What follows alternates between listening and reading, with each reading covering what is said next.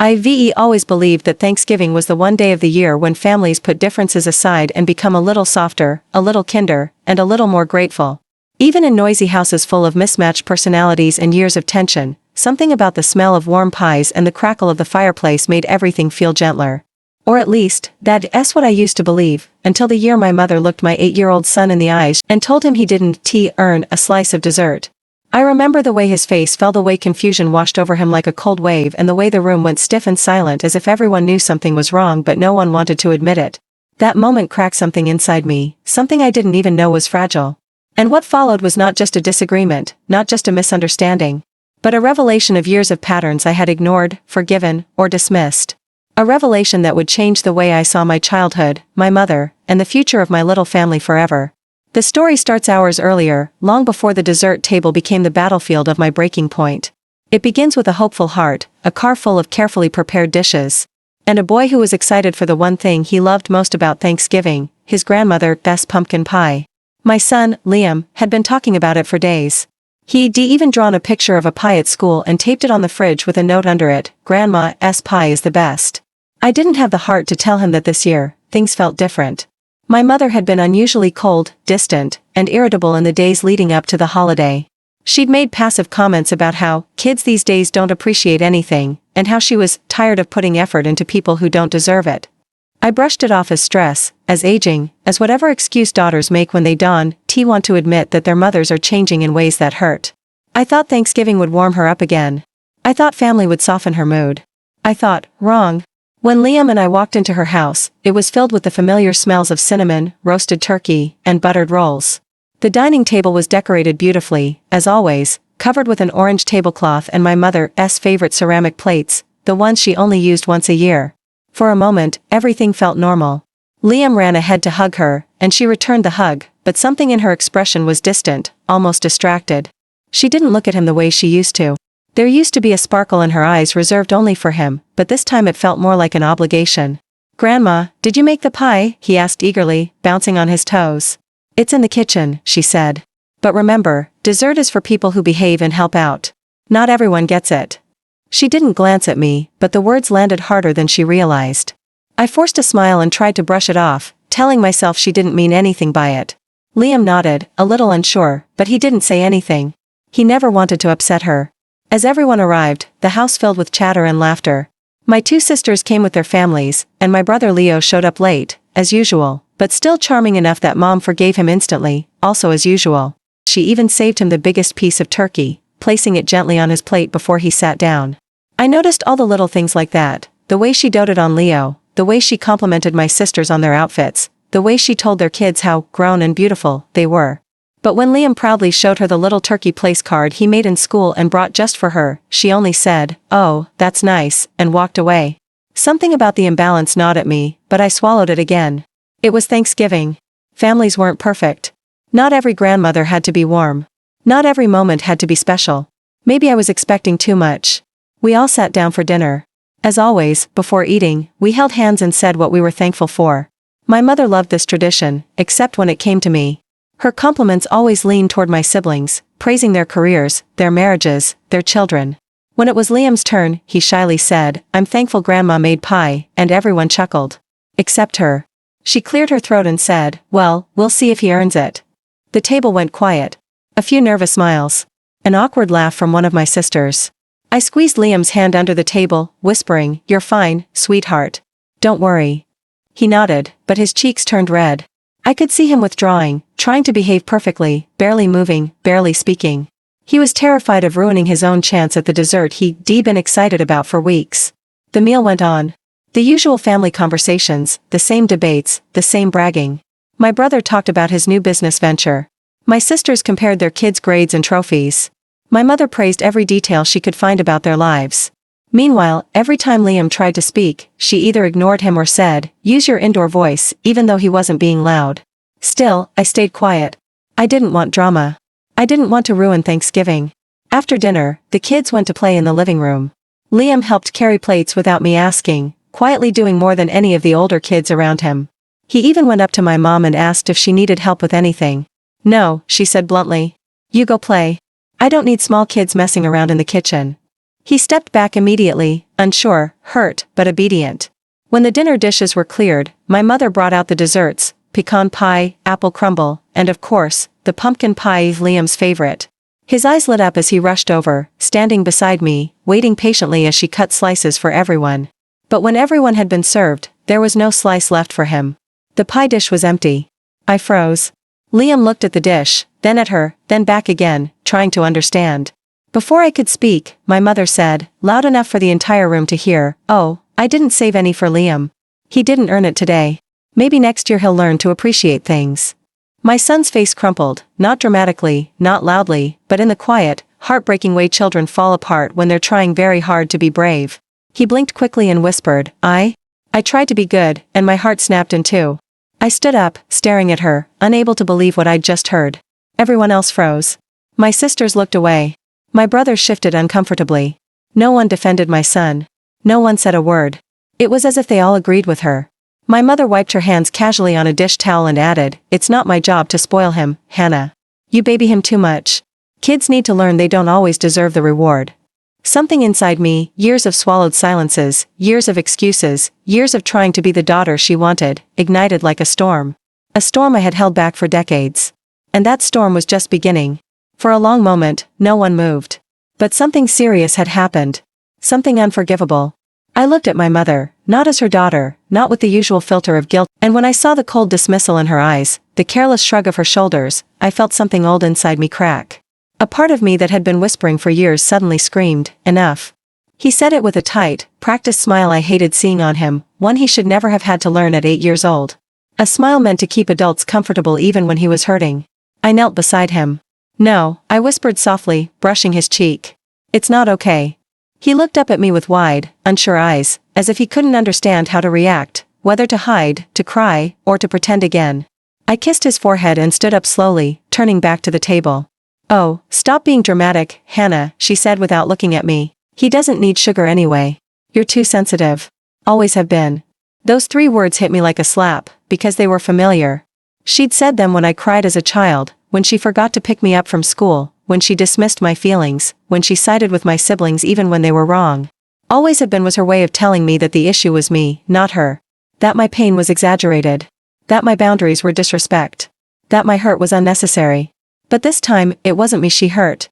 "Mom, maybe we should have saved him a slice." If I say he didn't earn it, he didn't earn it. I'm not explaining myself to children. "He's not your child," I said sharply, my voice shaking with anger I had never let myself use before. She raised an eyebrow. "I'm teaching him discipline." My sisters tried to diffuse things the way they always did, passively, with soft voices and empty words. "Hannah, maybe Mom just forgot." But I saw it in their eyes. They knew exactly what she did. They had seen it before. They had lived with it too, but they were older than me and had perfected the art of swallowing it without questioning it. Appeasing her was easier than confronting her.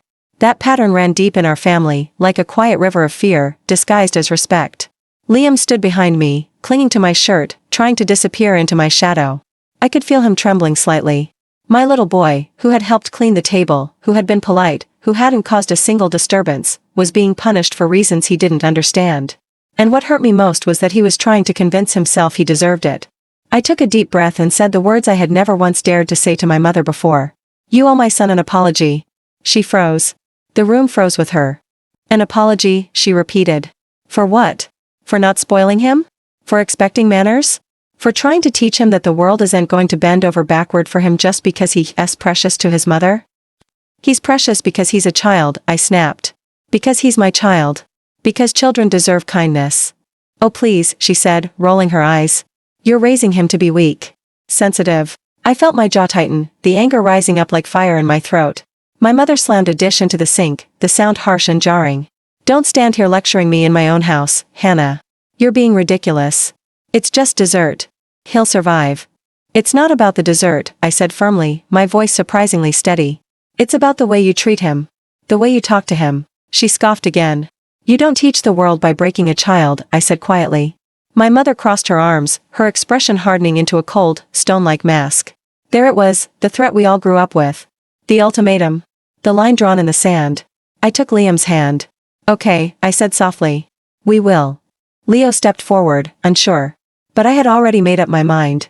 I wasn't letting my child spend another minute in that environment. I wasn't letting him believe he was lesser, or unworthy, or invisible in his own family. My mother looked shocked, truly shocked, that I was actually leaving. "Stop being dramatic, Hannah," she said quickly, desperation creeping slowly under her cold tone. "Sit down. Don't ruin Thanksgiving over a slice of pie." But it wasn't over a slice of pie. It was over the years she had chipped away at my self-worth, and now she was doing it to my son. I looked at her and said softly, "Thanksgiving is already ruined." Liam squeezed my hand tighter. I led him to the front door, grabbing our coats. As I put his jacket on, he whispered, "Mom, am I in trouble? Did I do something bad?" "No, baby," I said, holding his face gently. "You did nothing wrong. You were perfect. You always are." "But Grandma said," I hugged him tightly, my throat burning. "I know, sweetheart. And don't expect me to call you begging you to come back. You're making a scene. Grow up. Be grateful. Be grateful." I stood up slowly, turned to face her, and said, "I will never be grateful for someone treating my son like he's unworthy." She opened her mouth to argue, but for the first time in my life, I didn't let her finish. Cold November air rushed in. The sound of laughter and clinking dishes faded as the door closed behind us. In the driveway, he looked up at me with wide, worried eyes. I took a shaky breath and smiled softly. "And it's going to be perfect." As we walked to the car, I didn't know the storm that would follow, the phone calls, the messages, the guilt, the family drama, but I knew one thing for certain, I had protected my child. And for the first time in my life, I felt strong. Because what happened the next morning would change everything even more. The next morning, sunlight streamed softly through the curtains, painting gentle lines on the living room floor. Liam was still asleep on the couch, curled under the blanket we had used the night before when we watched cartoons and ate warm cinnamon rolls I made from scratch. I wanted him to go to bed with sweetness in his mouth, not the bitterness of someone else's cruelty. I stood there watching him for a moment, brushing a strand of hair from his forehead, thinking about how fragile childhood is, and how easily adults forget that. I made myself a cup of coffee, the house feeling calmer than it had in months. No tension. No judgment. No sharp words waiting around the corner. Just quiet. Just peace. But as soon as I touched my phone, the peace cracked. 7 missed calls from my mother. 3 from my sisters. 1 from Leo. 4 new text message notifications lighting up the screen. I didn't open them yet. My heart was still tender from last night. I wasn't ready for whatever guilt, anger, or manipulation waited inside those messages. So I set the phone face down on the counter and took a slow breath. But the ringing began again, sharp and insistent. The name MOM flashed across the screen. I didn't answer. Instead, I turned the phone off completely. For an entire hour, the house was quiet again. I made pancakes with chocolate chips, Liam's favorite, and when the smell woke him, he came running into the kitchen with sleepy eyes and messy hair. "Morning, buddy," I said. "Morning, Mom." He hugged me around the waist, holding on longer than usual. "Thank you for last night." It stunned me, the maturity in his gratitude. Most 8-year-olds would still be upset about the pie. Mine was thanking me for protecting him. "You never have to thank me for loving you," I whispered, kissing the top of his head. He sat at the table, swinging his legs, happily eating pancakes as if nothing had happened. Kids have a beautiful way of healing quickly when they feel safe. Maybe that's why it hurt so much last night, because safety should have been what he felt at his grandmother's home, not shame. Later that morning, after breakfast, after cartoons, after building a pillow fort, I finally turned my phone back on. The messages flooded in like a tidal wave. My mother's first text, "Call me immediately." Then, "I can't believe you embarrassed me. You acted like a child. Your sisters agree you took it too far." Then another, "You made Liam scared last night by storming out. That's on you." My stomach twisted. Even now, she was rewriting the story, twisting the blame, denying her behavior. I almost turned the phone off again, but then I saw a message from Leo. Just one sentence. "Are you okay? I'm on your side." I exhaled shakily. I didn't realize how much I needed even a small piece of support. Then another message came in, this time from my sister, Jenna. "Mom is devastated. You owe her an apology. She was just trying to teach Liam discipline." Teach him discipline? By humiliating him? By weaponizing dessert? By turning a holiday into a power game? I put the phone down again. I didn't reply. I wasn't going to be pulled into the old dynamic where I had to justify my feelings or negotiate my boundaries for the sake of family harmony. Around noon, someone knocked on the door. Liam looked up from his Legos. "Who is it?" I peered through the peephole. It was Leo. I opened the door, and he walked in with a hesitant smile, hands in his pockets, clearly unsure whether he was welcome. "Hey," he said softly. "Hey." He glanced at Liam. "Can I talk to you? Alone?" I nodded and led him to the kitchen while Liam stayed in the living room building a tower. Leo leaned on the counter. Hannah. I'm just going to say it. You did the right thing. The breath I'd been holding all morning escaped in a quiet sigh. Thank you, I whispered, my eyes burning unexpectedly. I mean it, he continued. I saw Liam trying so hard yesterday. And the way she talked to him, he shook his head. I should have said something in the moment. I'm sorry I didn't. That apology meant more than he realized. But, he added reluctantly, she's losing it right now. She's crying. She says you ruined Thanksgiving. She keeps saying she didn't mean it the way it came out. He sighed, rubbing his face. He admitted things I never knew, that he felt suffocated by the pressure she put on him to be the successful one. How she used to compare us. How she'd put him on a pedestal that felt like a cage. But I think she genuinely doesn't see what she's doing. She's stuck in her own world. That doesn't make it okay, I said softly. Uncle Leo? Liam ran to him and hugged him tightly, surprising both of us. Leo held him, looking over his shoulder at me with an expression that said everything. This child deserved more love than he got last night. After he left, the day passed quietly. Liam and I played games, watched movies, and later in the evening baked our own mini pumpkin pies. When they were done, he took one bite and said proudly. That alone healed half my heart. That night, after tucking him into bed, I sat alone in the living room, wrapped in a blanket, staring at my phone. More texts had come in. If you're not going to apologize, then we need to talk. You're being dramatic and disrespectful. I stared at the message for a long time. She wanted me to submit, to return to the role I'd played my entire life, the quiet one, the apologizer, the peacemaker. But something had changed. I typed slowly, carefully. But not if you're going to blame my son or deny what happened. He is a child. If you want a relationship with us, you need to treat him with respect. Then I pressed the button. So now you're giving me conditions? I don't owe your child anything. Then I wrote the words I never imagined I would send to my own mother. I pressed send and turned the phone off. I didn't collapse. Peace. The peace of choosing yourself. The peace of finally breaking a cycle that was older than you. The next morning, when Liam woke up, he ran into the kitchen where I was making breakfast. Mom, are we going to Grandma's again? Not for a while, I said softly. He nodded slowly. I pulled him into my arms, tears finally falling, not from pain, but from relief. We ate breakfast together, baked more pie that afternoon. And as the days passed, the weight of my choice didn't grow heavier, it grew lighter. Because I realized something crucial, and being a parent means protecting your child, even when the threat comes from people you once believed would never harm them. Thanksgiving wasn't ruined, but as the day I walked into my strength. As the day we began a new tradition, one built not on guilt or fear or control, but on warmth, respect, and true family. And every year afterward, without fail, Liam and I made pumpkin pie together. And every time we took the first bite, he'd smile and say, and he was right. Home is peace. Starting the night we walked out into the cold and found something warmer than we ever had inside.